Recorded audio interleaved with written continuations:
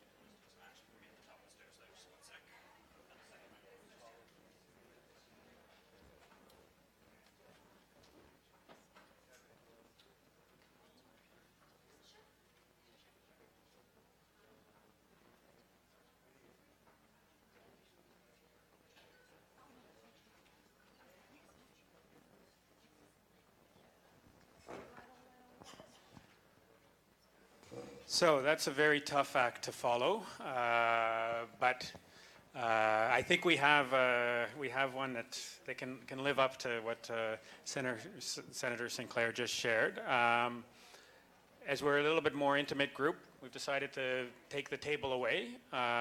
We encourage those of you who are in the room to move down and keep us company.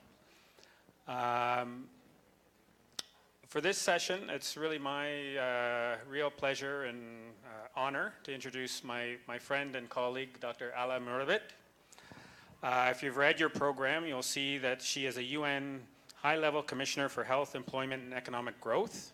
She's been appointed by the UN Secretary General as a Sustainable Development Goal Global Advocate. She's a medical doctor, she's a human rights educator, and she's a peace builder. And I think to appreciate what she's going to share with us and to engage in the discussion, I think it's important to share a little bit more about her personal background, because I think this is what is equally as impressive as those titles. So Alaa was born in Saskatoon, the sixth child of a large family. Her parents had immigrated to Canada from Libya in the early 1980s. And in her household growing up, she and her sisters were all treated equally with her brothers. In 2004, her family moved back to Libya, to Zawiya. That's probably not how you pronounce it. Not at all. Close. Will you forgive me?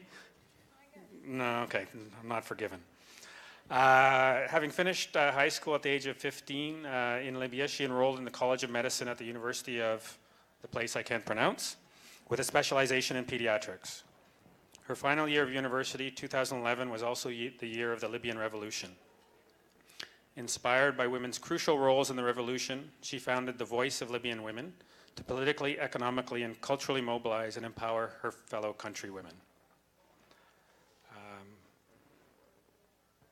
Her dedication to inclusive peace processes has resulted in her selection as an Ashoka Fellow, and those of you who may have seen her TED Talk will understand why. She is the youngest Marisa Belisario International Humanitarian Award recipient, New York Times International Trust Women Hero of 2014. She's graduated from being Newsweek's 25 Under 25 to watch to now being Forbes' 30 Under 30 to watch. She's an Aspen Ideas honoree. She's involved in a number of organizations as a trustee for International Alert and Keeping Children Safe in the Malala Fund. Most important to me and where I got to know Alaa was when she was a participant in our International Human Rights Training Program in 2012, and the chance I had last year as she met with a number of our partners and supporters across the country when she visited Canada. So it's really a pleasure to have you with us here today, and for this opportunity for you to share your thoughts around security, leadership, and the role of women in peace building. Thank you. Thank you very much for having me. We have such a baby group, so if anybody wants to get closer, and we can get a lot more intimate, a lot quicker. So I'm going to touch base on three key things, and those are the areas that I come to from my work. As you guys had heard, I work specifically on peace building and security processes, sustainability and the Sustainable Development Goals, and of course, health policy. And my main focus within health policy is health security. And from those aspects, because the topic of the day is justice and accountability, I think it's important for us to realize where we're going wrong, for us to be able to recognize where we can go right. And we've heard a wonderful, wonderful account of really the history of this country and the way in which we've actually approached human rights and security in the past.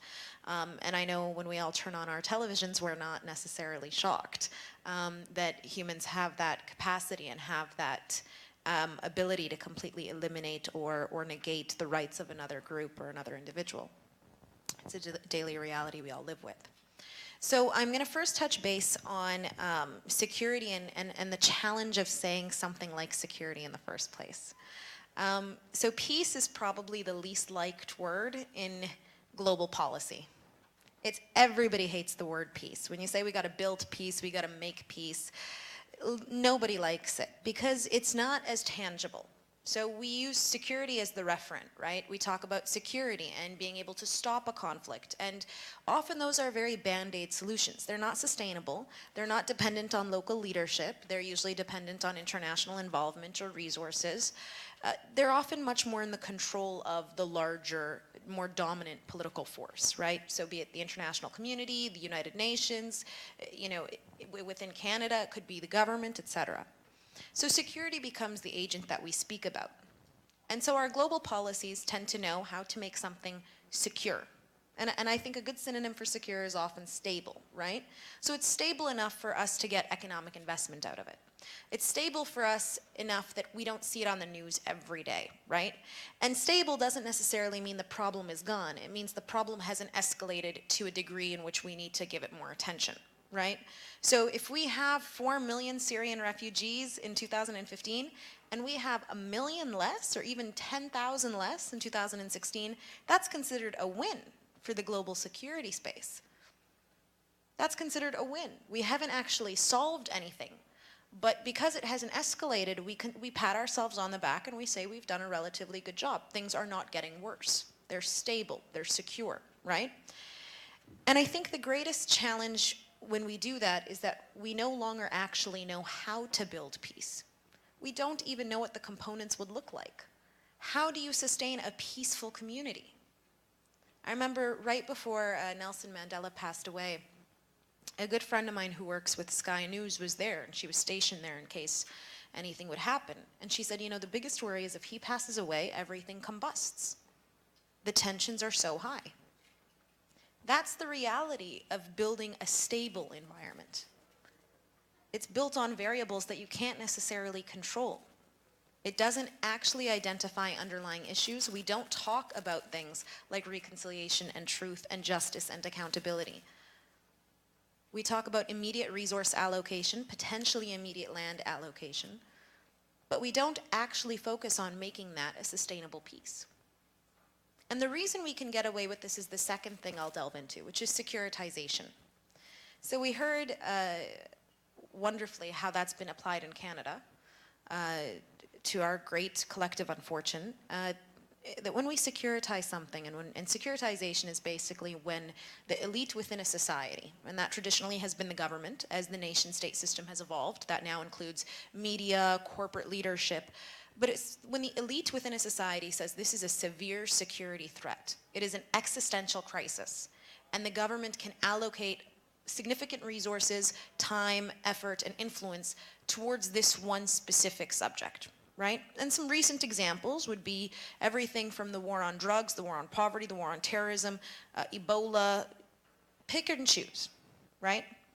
That is, AIDS was also securitized.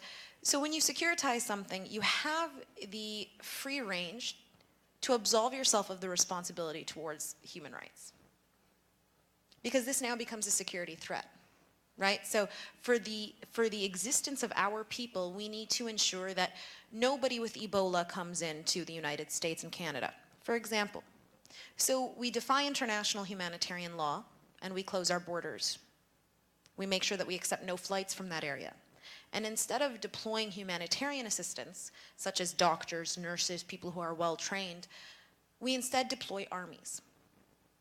So for the first time since civil war, the Sierra Leone army was deployed. Armies that are often foreign trained and that locals do not feel are allegiant to the people and are instead allegiant to a more multilateral order were deployed. Here we don't actually talk about what the underlying issues are, right? We don't talk about the fact that right now we're saying, listen, for our own safety, we cannot accept refugees. We've securitized people. They are no longer human beings, they are weapons. And we turn back 10-year-olds, 15-year-olds, heck, even a 25-year-old guy.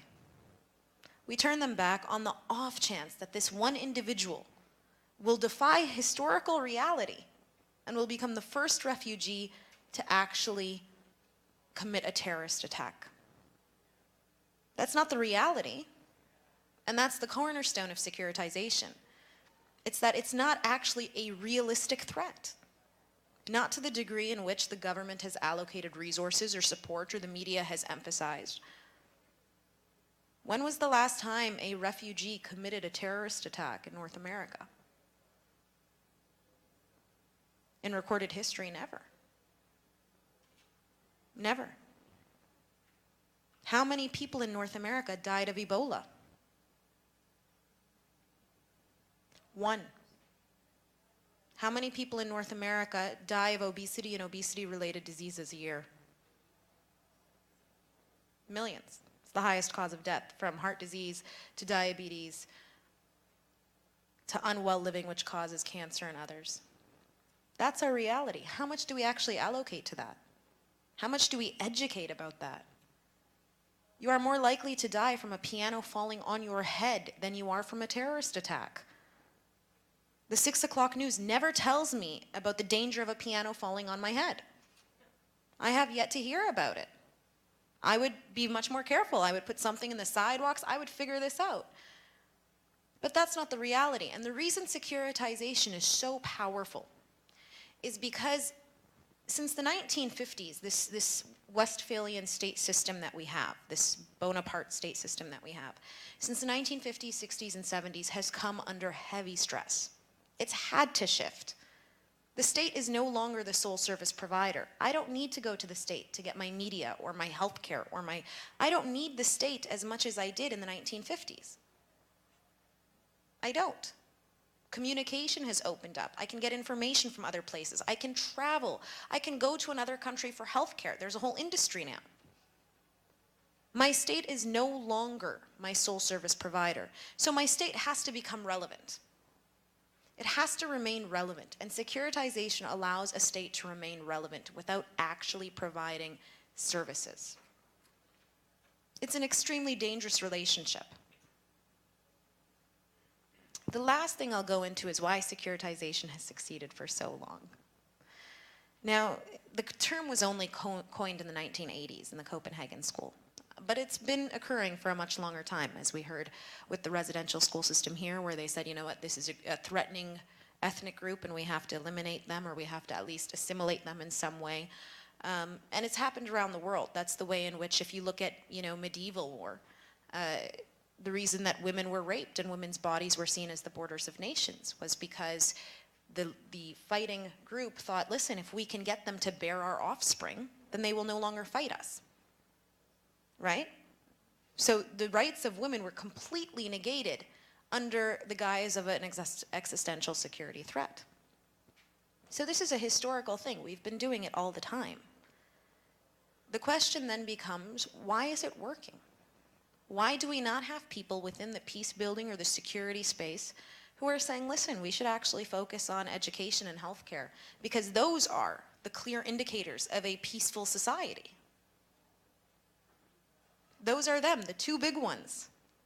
And to be more specific, girls' education and women's health care. Scientifically, empirically, that is what indicates a peaceful society.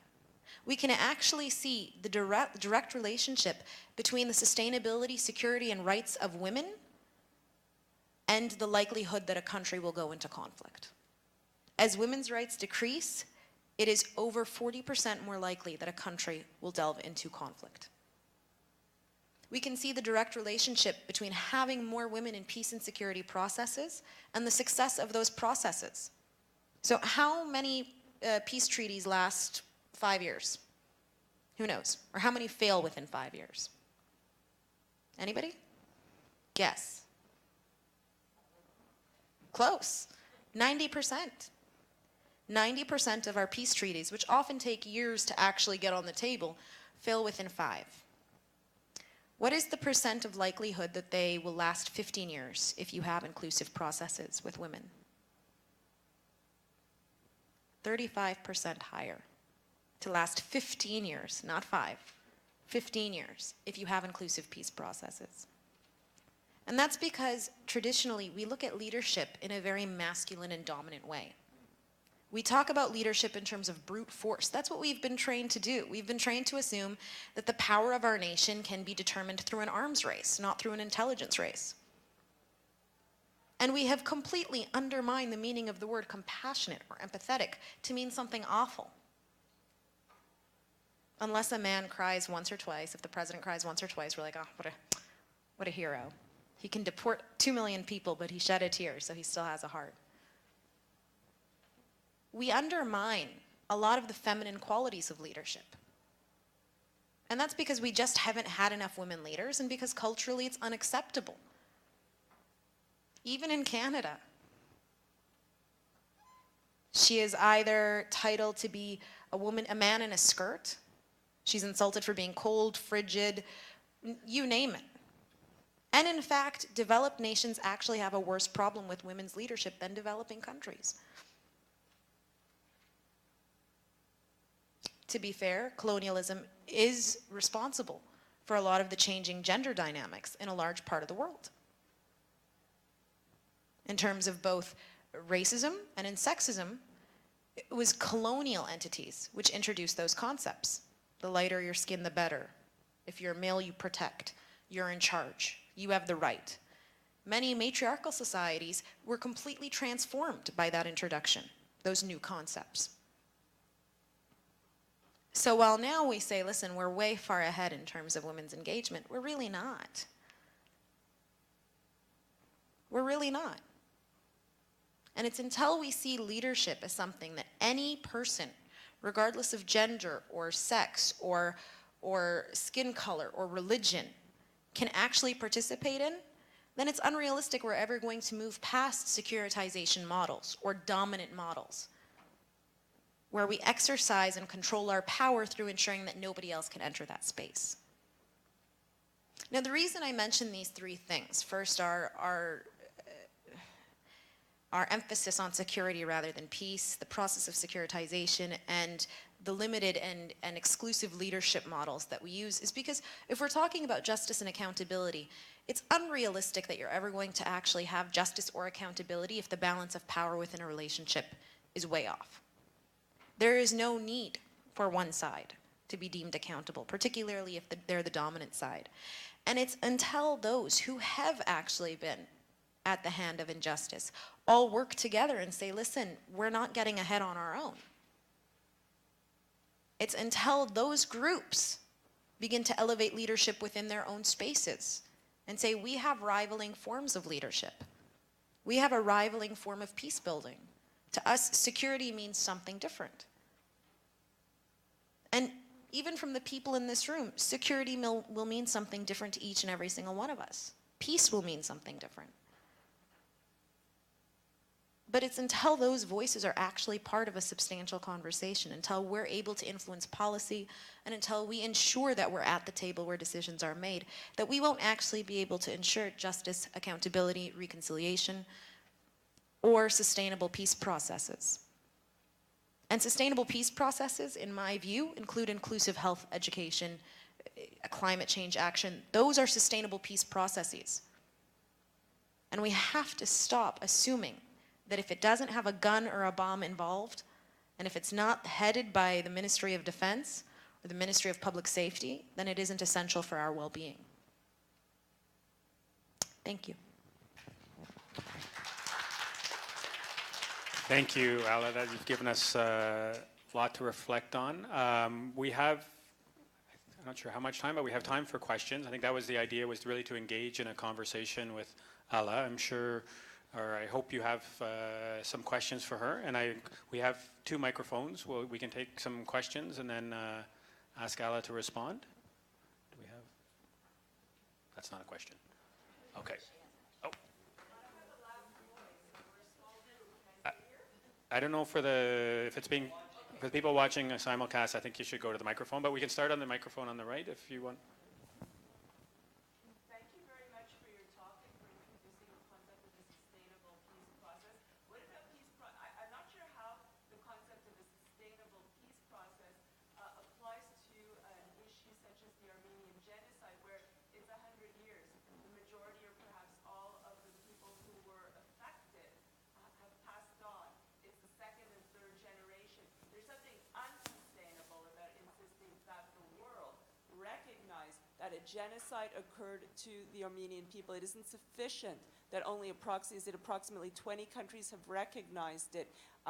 Someone I spoke with yesterday said that, they're tired of being defined by this issue. I'm paraphrasing words that I heard. Should we continue to insist that the General Assembly of the United Nations recognize it? Yet this morning we heard how many resources are allocated to situations that are recognized by the General Assembly. So what about the unsustainable justice and accountability? One that's difficult to continue with but impossible to let go. We'll take the next question and then we'll go ahead. Okay. Thank you for being here and thank you for your very inspiring speech. I like the fact that you go, for me, when you talk about sustainable solutions, you go to the roots of some of the issues that we mentioned this morning, a lot of the issues actually. A lot of the refugees, of course, when there's a situation of war and a crisis, it's immediate. But a lot of the refugees around the world are environmental, social, educational, health refugees, where we're in the privileged country, hypocritically produced, include their land grabbing, the exploitation, like for just consumption, high consumption. So to me, that would be part of the solution, and I wanted your take on that. If you could see these kinds of proactive ground actions have a repercussion on the problem, the issue of having refugees leave their home, because I'm sure many of them would actually prefer to stay home if home was safe, if home provided food, education, and so on. We'll take one more question and then.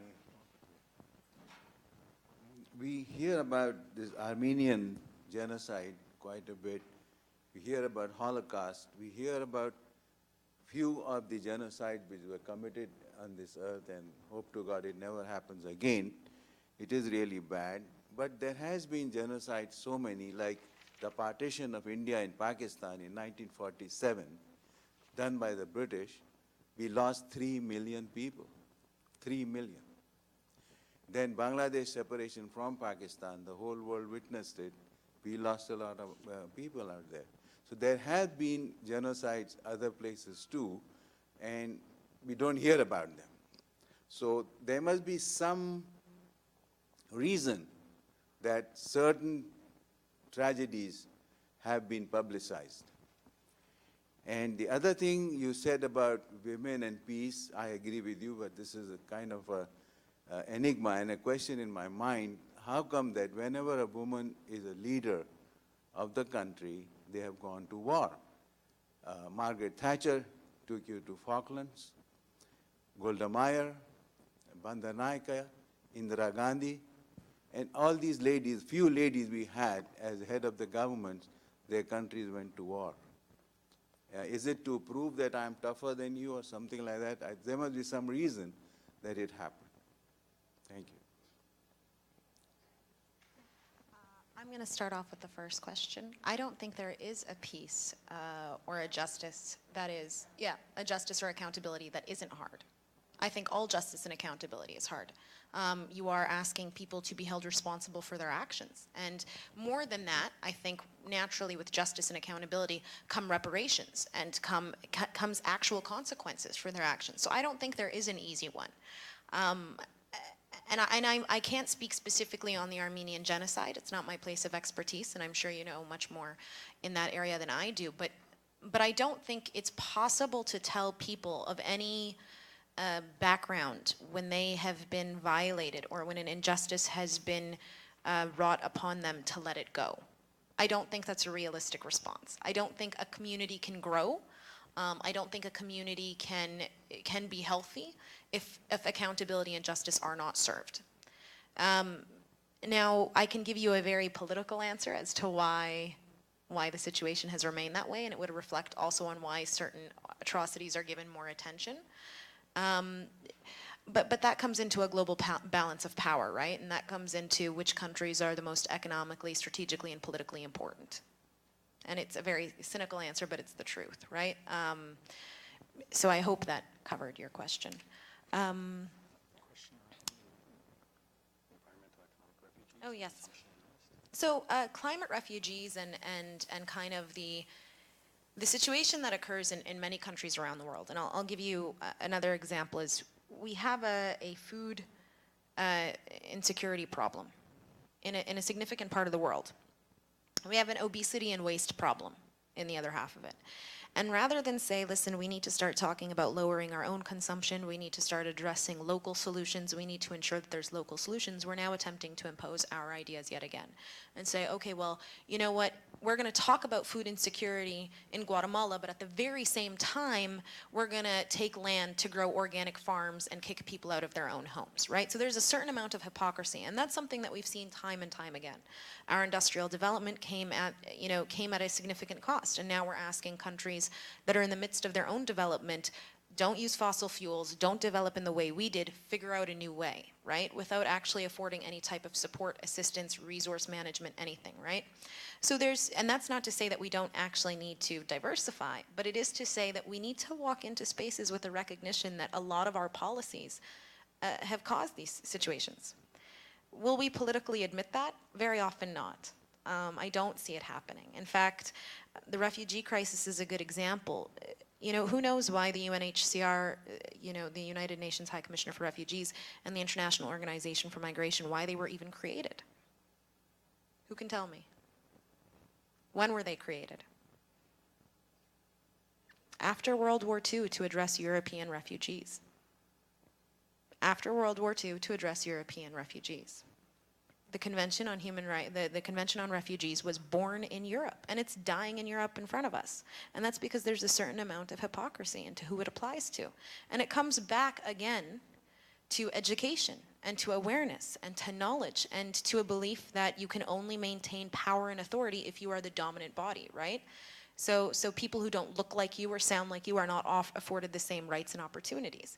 And you know, we can hope, and I hope that we begin to have a lot more educated, compassionate, and I don't mean educated in terms of they're graduated from university, I mean educated in terms of historical awareness and an understanding of historical reality, and what these countries have taken from others. Because if you want to talk about the United States or Canada, and we can use Canada as a good example because often it's assumed that we did not benefit from things like slavery or colonialism because we were not ourselves a colonial power, an external colonial power, expansionist power. But the bulk of our trade is with the United States, 80 to 90%. And the United States was built on the backs of slaves and colonialism, as was Europe. Those are our two key trading partners. That is what we have benefited from. So it may be indirect, but we are immediate beneficiaries of it. And until we begin to actually recognize that, and that's from an external perspective. From an internal perspective, Canada was built on the backs of the First Nations people. So, I mean, we have to start being more honest, and that will take leadership. It takes a different kind of leadership. It takes a leadership that is much more about, and I'll say it this way because of, I'm a doctor, so it's the easiest way to explain it, but it takes a leader who, when somebody walks in with gangrene, doesn't say, here, let me patch that up and put a Band-Aid on, but actually debrides it, and if necessary, cuts it off. right? That's the kind of leadership it's going to take. And sometimes that might not be the easiest thing for that leader to do, but that's the situation we're in. And until we're more honest, I personally find it very difficult to believe any Canadian government that does not first and foremost admit their own internal atrocities and start talking about the way in which they've impacted, rather than say like, oh, you know, you're welcome, we're taking in a few thousand refugees. You cannot be part of a global arms trade that is worth trillions of dollars, that is dropping bombs on people, and say you're welcome for taking you in. They wouldn't be in that position without your economic gain, right? So to me, there's a certain amount of hypocrisy we do have to address within the global political space. Women causing wars. So first off, that statistic is entirely infactual. It's anecdotal at best. But secondly, you know, I would like for a wonderful comparative of how many men have caused wars. If you give me that percentage, because I'm pretty sure the world is, you know, in a bag of, like, I would say inappropriate words here, and it's not because of women's leadership, that's for sure. Statistically, what we do know is that if you have 30% of parliament are women, corruption decreases. That's the statistics. We know statistically that the country that has had the least sexual violence and conflict was Colombia, and that was because they had more women in their armed forces. That inclusion meant that there was not that much human rights offenses on the local population. We know that statistically, when you have women included in peace processes, local communities trust the peace process more. That's because they don't see women as being as politically or militarily advantageous or opportunistic, right? Those are the statistics. We know that if you educate one girl for an extra 2 years, if she can finish 2 years of high school, 10% of your country, if you educate 10% of the girls in your country, you get a 2 to 3% increase in GDP. That's what we know. We know that women reinvest 90% of their economic resources into their community, as opposed to men who only reinvest 30%. We know that if you educate a girl, and you ensure women's maternal health care and maternal support, then you are ensuring the vaccination of her children and a break in the cycle of poverty. That's what we know, right? So I find it very, very, it's a kind of a misdirection to say because of person X, Y, and Z, this happened, right? That's kind of what we're trying to move away from. We're not trying to say, you know, because a person of this background did this, or because a person from this country did this, or a person of this gender did this, then that we wipe that all with the same brush. We need to start being a bit more honest about, first off, why women are not more involved in policy, why we don't have women leading peace negotiations, why it's very difficult for a woman to be a head of state, even in some of the most educated and advanced democracies in the world. We need to be honest about the fact that women own less than 1% of the land, despite the fact that they're 90% of small farm owners or small farmers. We have to have honest conversations about the fact that a patriarchal society exists in which women have been undermined, their leadership has been negated, and that goes from everything from policy, society, to religion. And in particular religion, because religion has been, whether we like it or not, a huge cornerstone in a lot of the global policies. And in a lot of the national policies, be it from my own country, Libya, where religion plays a significant role in women's ability to advance, to Argentina, to the United States, where they still have "In God We Trust" on their dollar bills, where women's reproductive rights are still under debate, under some guise of morality, when it's really a conversation about male dominance. And it comes back to the same question about why a developing country may not necessarily be held accountable for its actions, right? It is about power. And when we talk about women's inclusion in these spaces, what we're really talking about is taking power from the referent agent. And the referent agent has been men, by nature of their own determination, right? I think I answered all the questions. Yeah. Well, I wondered if, I just had a question just to follow up on that in terms of if you could share some of your practical experiences of how you've actually been involved in building inclusive peace processes that are more sustainable, and how did you go about making sure that women were at the table? So I actually have just one piece of advice on this, and that's change who your referent agent is. I never walked into a room, seeking out the militia leaders or the male political leaders. I walked into a room saying, we want the women. And when we had men come up to us, and a colleague of mine actually in Myanmar invited women and men, and one of the men came up and said, "This is disrespectful. How dare you invite her?" Like, this is completely, unacceptable. We speak for the community. And she said, oh, you're free to leave. You're free to leave. And that's what it comes down to. We have to start changing the rules of engagement, because in my opinion, and this is obviously a very personal opinion, I think we're taught that we should be thankful for the opportunities we're given, despite the fact that we've worked twice as hard for them. And our experiences and our voices are as legitimate. So if that's the case, and if we know that what's happening is not necessarily what needs to be happening, and our voices are not being heard on those platforms, then I think we need to start creating those platforms together. And there's enough women in enough spaces that we can start to mobilize that, right? It just comes from a recognition that it's, and the one thing I will say is, it's so easy for people to come in and try to divide minorities. It's minority politics, right? So if it's a gender minority, such as women, or an ethnic minority, the first strategy from the dominant actor is always to divide them. So for women, it's like, oh, there's the young women and the older women.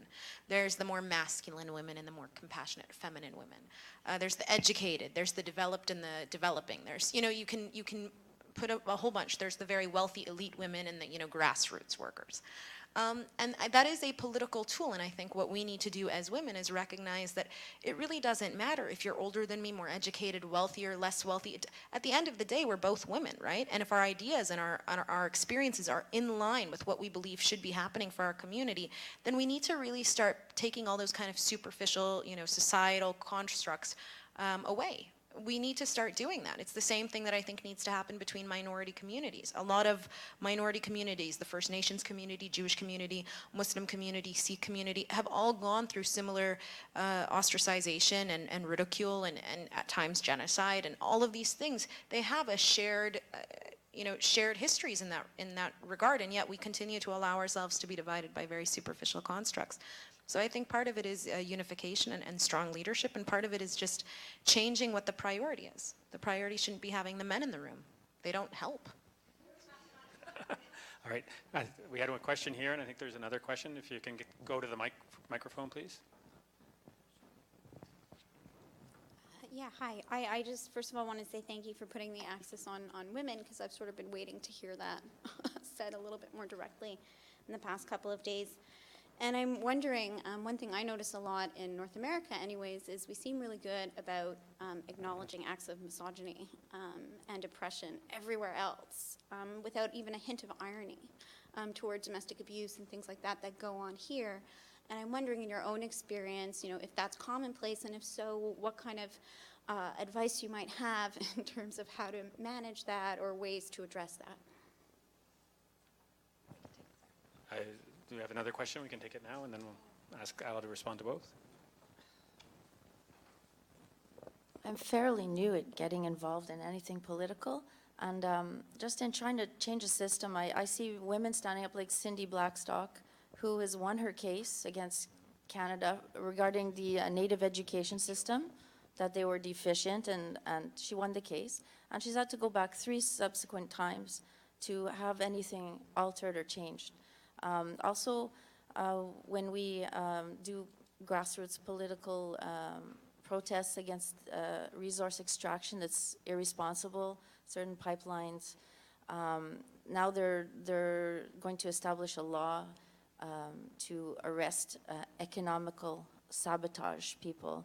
So, I mean, every time you stand up against the system, they put a new law in place to hold you back, to put you back in your box, and to maintain. Like, Canada is still not having any repercussion for this genocide that's occurred.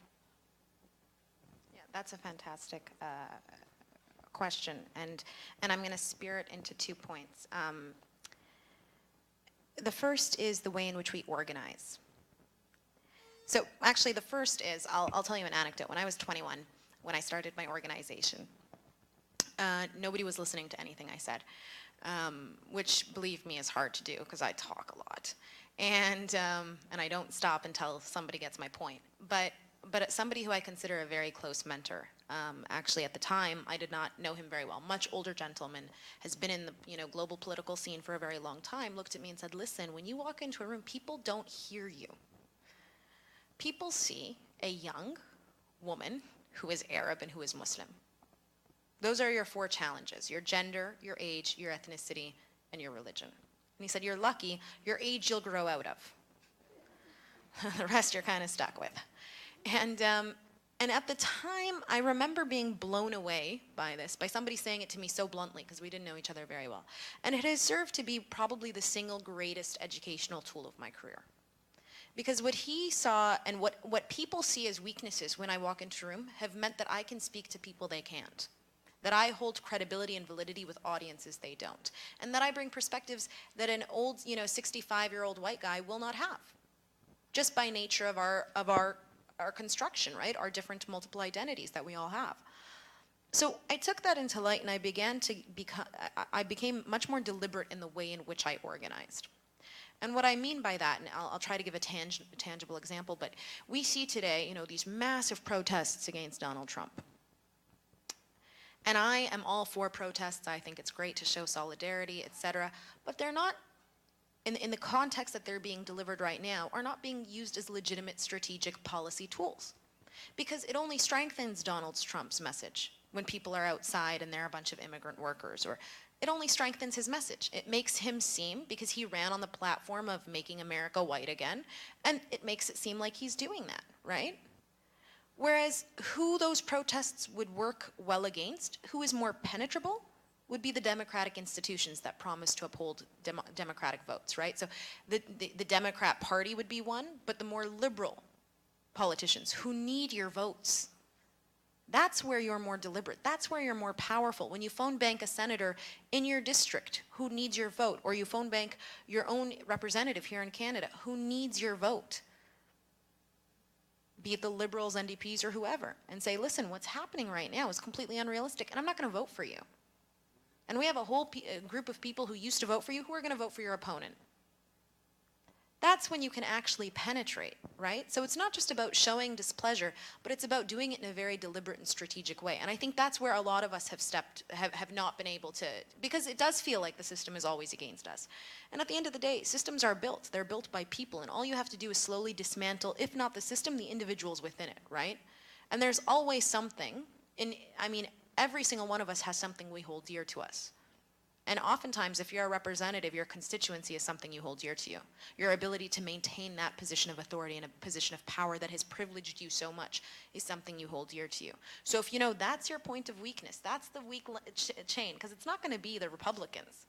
The Republicans are only stronger when you go out and talk about, racism or sexism, etc. It at least Trump's Republicans. That falls into their status, right? So what we need to be able to do is actually penetrate the areas in which we hold influence. The second thing I'll say is we always do step back, yes. Yes. That's historical, though. Human progression is always, every moment of human progression is always faced with a backward pull, right? And that's on an individual or a collective basis. So don't be discouraged by it. I joke with my parents that I was their forward, and then they had my younger siblings, and it was kind of a nice backwards pull to keep them humble. I'm kidding. But Goes over well in the family. exactly. Oh no, I'm definitely the favorite around the dinner table. But my point is, and I have an internship program where I take on students from around the world, and I always emphasize to them, you're going to have to show up the first. You're going to have to read literally everything. When I started, some people were citing like the Cold War to me as reasons that things were happening in the world today. And they were like giving me specific dates, like, do you remember April 6th, the 1970? And I was like, I have no idea what you're talking about. But I would go into the washroom with my phone and search it. So when I came out, I had as much knowledge as they did, even if theirs was outdated. But it meant that I could sit at that table with as much credibility in their eyes. And it allowed for there to be more credibility in the other things I put forward.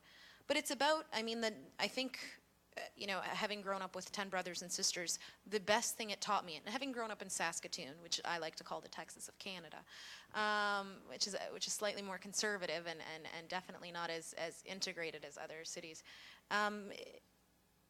is that the cornerstone of diplomacy is just being able to speak somebody else's language, right? It's being able to tell people what you're doing in a way in which it does not terrify or frighten them. Because at the end of the day, I think everybody's biggest fear, from a politician to an individual, to a collective community, to an ethnic group, is the fear of not necessarily, first off, being in control of your own narrative and destiny, but more so not being needed, right? There's a desire for us to always feel like we're needed. It can explain a lot of our inter-family politics, our inter-office politics, our government politics, but it's a desire to always feel like you are necessary for progress. And I think if we can always word any type of progress that we want in the most inclusive terms possible, where even a person who on paper would be opposed to it can see themselves as being an agent in it, then we get along much farther, right?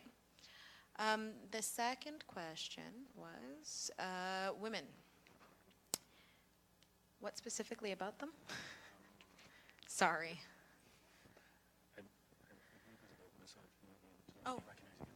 Oh yeah, recognizing misogyny. It's always easier to find the flaws in somebody else, right? It's human nature. You know, and a huge part of it is also the nature of the way in which our political systems have been born. So we've been taught in Canada, and like you said earlier, we're very privileged. We've been taught that we're privileged. That's what we've been taught. We've been taught that we have it better than everybody else. And it's difficult for us, I think. The best example I can give of this actually is we were talking about food security and water security with a First Nations community in Saskatchewan. And we're going through this UN spiel about like, oh, this is what our scientists have told us over the years. And an older woman, maybe in her 70s and 80s, looked at me and she's like, so you're telling us what we told you guys hundreds of years ago and trying to package it differently, right? And it's true. It's true. We were saying, like, use all of the animal if you choose to use animal, but try not to. We were, you know, be very, very, like, be very protective of Mother Earth. And we had these cute slogans like, you know, this, you know, we don't have a plan B because there is no planet B, right? And she was like, what are you? This is the cornerstone of what we believe in. This is our relationship. We believe the Earth is continuous to us. And to me, that was actually a very powerful moment because we often tend to assume that we are right? We're taught that we are the most advanced in terms of human rights, and unfortunately the mirror is brought up to us when we're actually tested with it. And I think the refugee situation is a huge test for our quote unquote liberal democracies which support and promote human rights. I don't think it's possible for you know, human rights is not a buffet. You don't get to pick and choose what you want. And especially for people you want it for, right? So I have trouble believing somebody who tells me, you know, I'm a women's rights activist, but I don't believe in the right of, you know, I don't believe that colored women deserve the same as we do. Or I don't believe that a woman can wear whatever she wants, be it if she wants to go around naked or if she wants to wear a scarf. You know, to me it's, the best way I can explain it is that it's human nature, but it's very much taught, right? It's a social norm, and so there's the circle method, which is where if you draw a circle around your feet, that's the person you're most responsible for, right? So if, you know, and this is the only way I can answer the identifying misogyny question, but I'm first and foremost responsible for myself. The other circles that I exist in, be it my family, my work, you know, the global community, my local community, those chains are weak if I'm weak. Right? So I am first and foremost accountable to myself. I cannot start pointing the finger at somebody else's actions and behavior unless mine is solid. And once you're able to ensure that you are, in your own individual capacity, doing what's right and doing what you anticipate and expect other people to do, then you can start talking within your family first, right? Or within your, whatever is your closest group, be it your friends, your family, etc. And from there grow. Because if you're somebody who does not, and I mean, I think we cognitively realize this. When a politician starts espousing family values but then ends up being, you know, physically abusing his wife at home, right? We recognize that it's hypocritical and we don't believe it. But for whatever reason, when it comes to applying it to ourselves, we have a lot more difficulty. I think that's a great note to end on in terms of our own personal responsibility. I think remembering that what Alaa had to say, that what we want to see, if we want to see accountability and justice, that we need to make sure that power balances are more equal, that we need to make sure that the peace processes are inclusive, and particularly inclusive of women. And we need to get away from this securitization that has taken over our approach to building peace. So please join me in thanking Alaa for sharing her insights and her stories with us this afternoon. And I believe we have a break at this point, and in the program it's till 3 o'clock.